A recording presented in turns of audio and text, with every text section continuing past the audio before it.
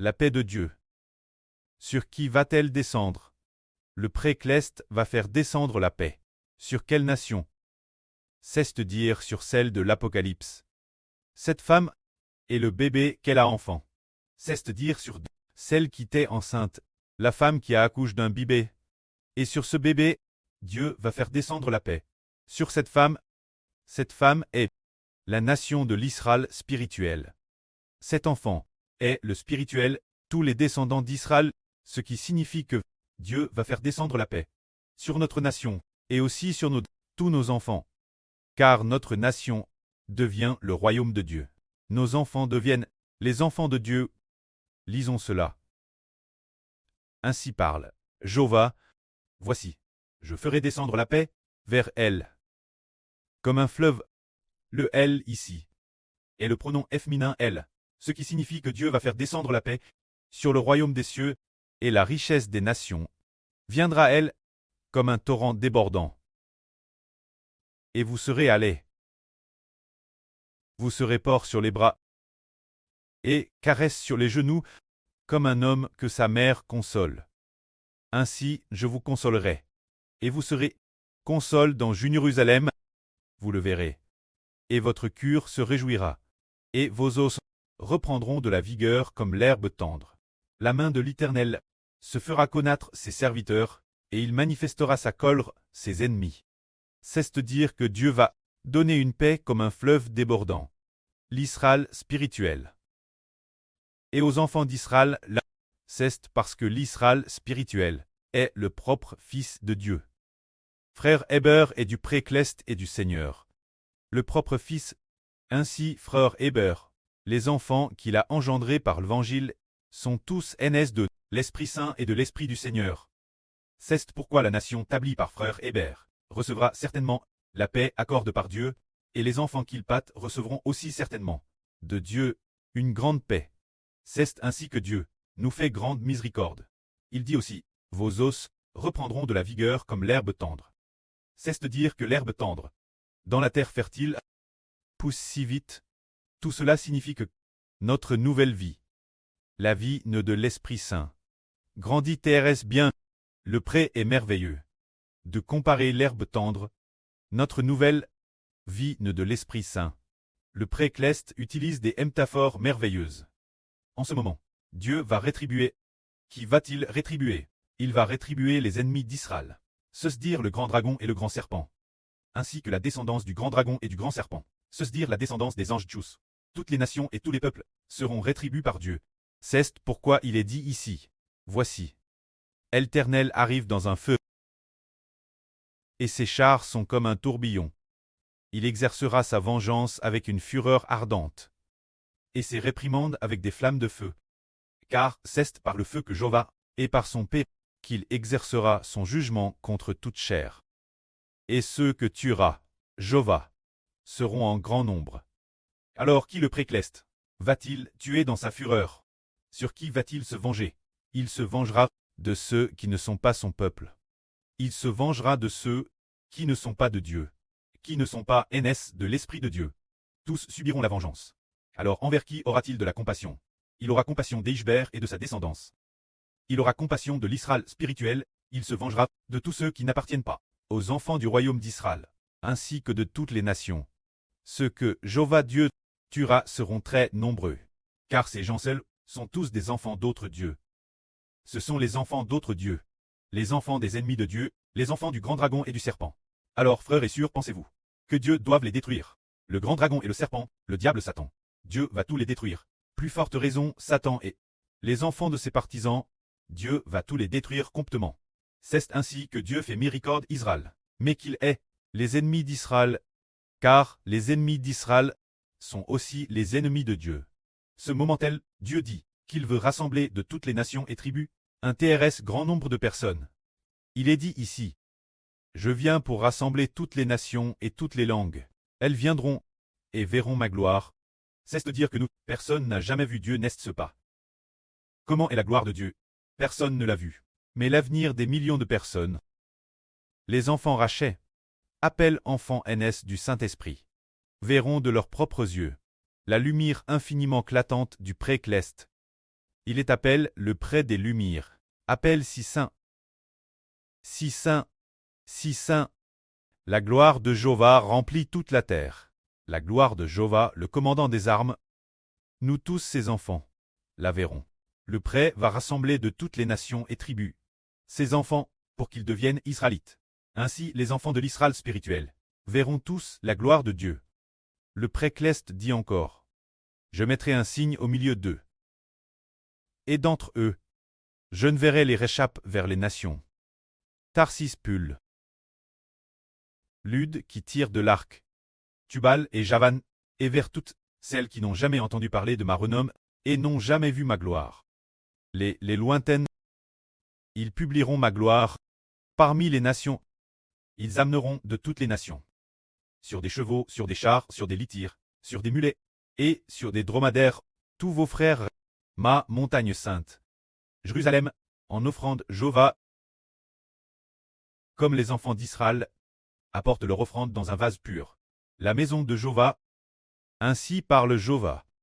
Je prendrai aussi de leur milieu des hommes pour très prêtres et pour très lévites, c'est-à-dire que Dieu va utiliser toutes sortes de moyens sur Internet, de Chine, d'États-Unis, du Royaume-Uni, d'Europe, d'Amérique du Sud, de tous les continents, de tous les endroits, par le biais d'Internet, pour propager l'évangile du frère Heber.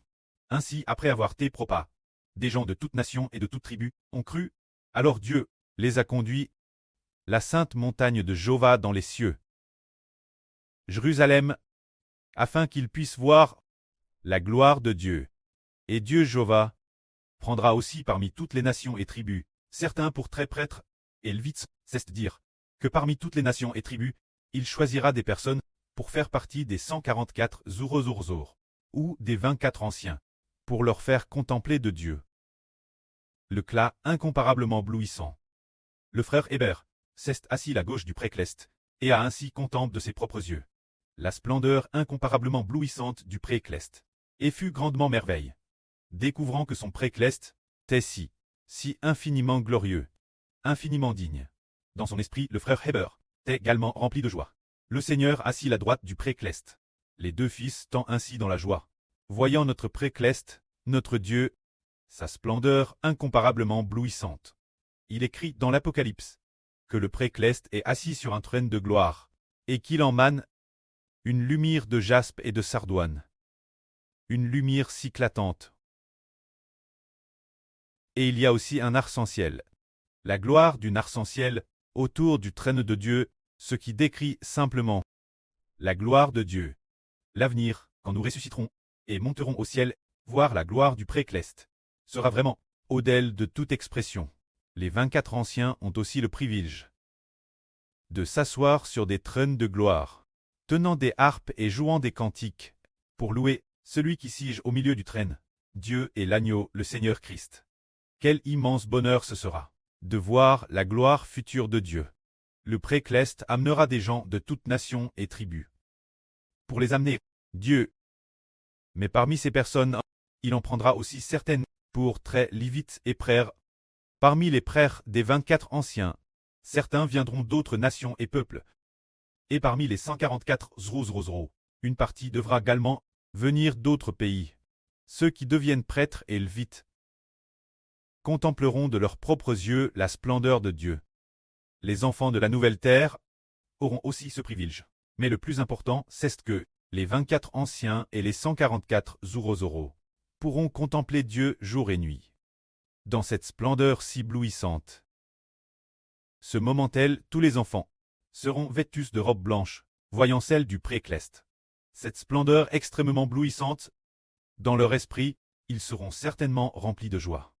C'est celui-ci, celui qui est appelé le pré des Lumières, la source de toute chose, la volonté de toute chose, qui existe par lui, c'est bien celui-ci.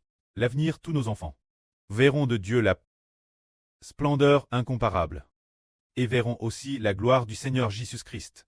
Amen. Ensuite, nous regardons le nouvel univers et la nouvelle terre.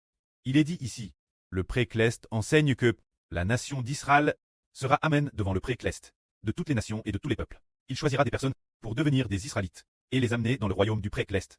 Alors le précleste dit, Jéhovah dit, le nouvel univers et la nouvelle terre que je crée subsisteront devant moi. Ainsi votre nom et votre postérité et votre nom subsisteront également. L'avenir chaque nouvelle lune et chaque sabbat, toute chair viendra m'adorer. Dit Jéhovah. C'est dire quand Dieu créera le nouvel univers et la nouvelle terre. C'est dire que l'avenir, nous qui sommes disperses parmi toutes les nations et tribus, disperses sur toute la terre, auront tous la bénédiction de voir la splendeur de Dieu, la gloire de Dieu. Mais certaines personnes n'obtiendront pas de miséricorde. Il est dit ici qu'ils sortiront pour voir les cadavres des hommes qui se sont rebelles contre moi. Car le ver sur leurs cadavres ne mourra point, et le feu qui les brûle ne s'éteindra point, et ils seront en horreur toute chair.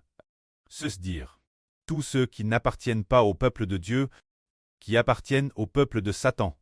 Ils seront dans le tank de feu et de soufre. BRLS pour toujours et jamais. Il est dit ici que le feu qui les brûle ne s'éteindra point, toute chair les aura en horreur.